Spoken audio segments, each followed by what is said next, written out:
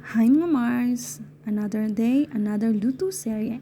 So ngayon, ang ating lulutuin ay ang napakasimple but masarap na mushroom rice or mushroom biryani.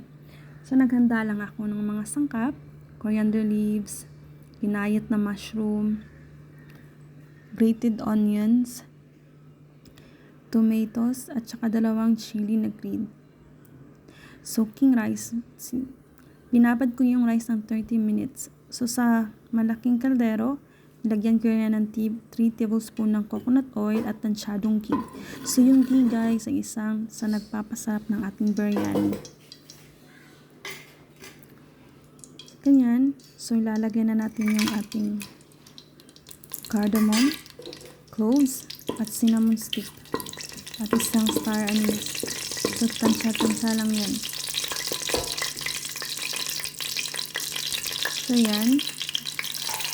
Stir-fry lang natin ng konting minuto. Ilalagyan na natin ang ating ginayat na sibuyas. So, mga 4 na pirasong sibuyas ang ginayat at ginamit ko dyan. Mas maraming sibuyas, mas masarap guys.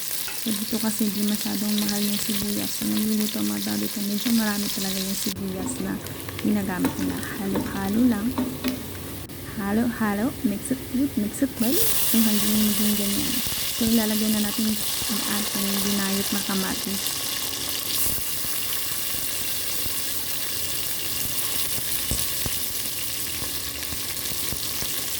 At saka yung ating siling haba.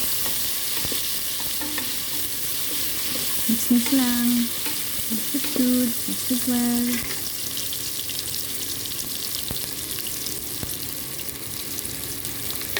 So, sa susunod natin ilalagay ay ang ating ginayat na mushroom.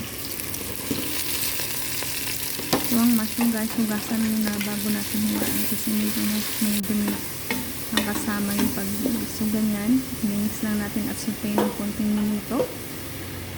Pagkatapos, ilalagay na natin ang ating hiniwang coriander leaves. Mix na naman natin at ilalagay na natin ang ating spices. Sa spices, ilagay lang ko ng isang 1 tablespoon ng turmeric, coriander powder, at saka cumin at garam masala.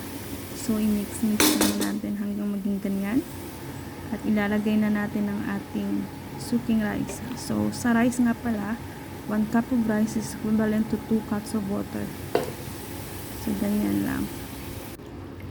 So, yan. Ilagay ko na. Mix ko na. Tikman na natin kung okay na ba yung asin at saka yung spices. Hayaan mo natin konting kumulo.